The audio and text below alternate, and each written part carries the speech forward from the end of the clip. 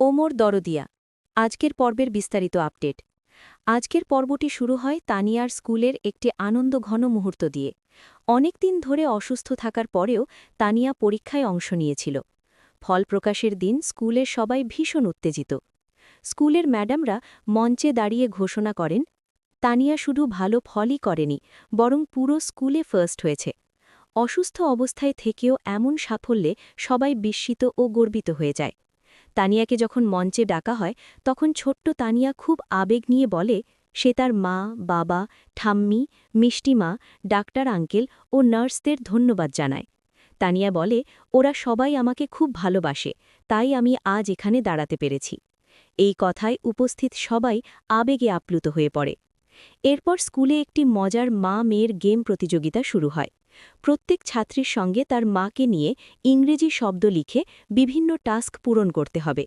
তখন বানি একটু ভয় পেয়ে তানিয়াকে বলে, ওখানে তো সবাই ইংরেজিতে লিখছে, আমি তো এসব পারব না। তখন তানিয়া মাকে সাহস দিয়ে বলে, মা, তুমি চিন্তা করো না, আমি আছি, আমরা জিতবই। এরপর তানিয়া একের পর এক ইংরেজি শব্দ বলে দেয় আর বানি সেগুলো লিখে টাস্ক সম্পূর্ণ করতে থাকে।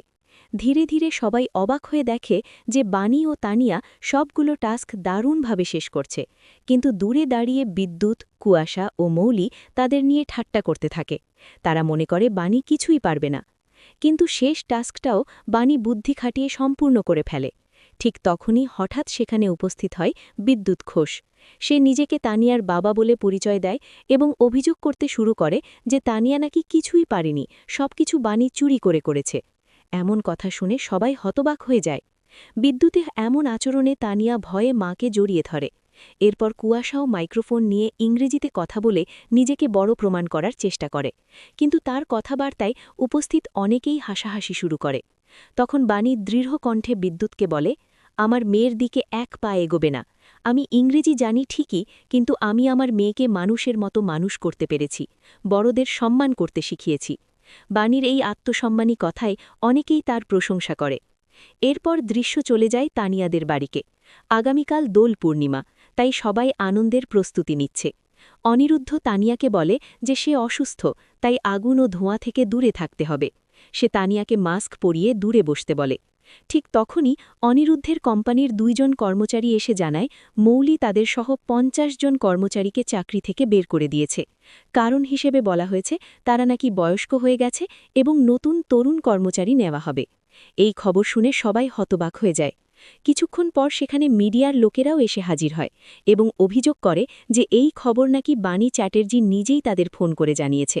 বানি অবাক হয়ে যায় এবং স্পষ্ট করে বলে সে এমন কোনো ফোন করেনি। অনিরুদ্ধ তার স্ত্রীর পক্ষে দাঁড়ায়, কিন্তু পরিস্থিতি আরও জটিল হয়ে ওঠে। এদিকে মৌলি চুপি চুপি সেই সিম কার্ডটি নিয়ে আগুনে পুড়িয়ে দেয়, যাতে আর কোনো প্রমাণ না থাকে। এরপর সেখানে উপস্থিত হয় শিবনাথ, পিনাকি ও ঈশানী। সব ঘটনা শোনার পর শিবনাথ সিদ্ধান্ত নেন যে 50 জন কর্মচারীর চাকরি আবার ফিরিয়ে দেওয়া হবে। পিনাকিকে তিনি সেই ব্যবস্থা করতে বলেন। মিডিয়া তখন প্রশ্ন তোলে, মৌলি যদি ভুল সিদ্ধান্ত নিয়ে থাকে তাহলে কি তাকে কোম্পানির সিইও পদ থেকে সরানো হবে? শিবনাথ সবার সামনে ঘোষণা করেন মৌলি আর কোম্পানির সিইও থাকবে না, তার পরিবর্তে তিনিই নতুন সিইও হবেন। এই ঘটনার পর শিবনাথ তানিয়ার কাছে গিয়ে খুব আবেগ নিয়ে ক্ষমা চান। তিনি বলেন তানিয়ার অসুস্থতার খবর শুনেও আগে আসতে পারেননি, হয়তো এটাই তাদের শেষ দেখা।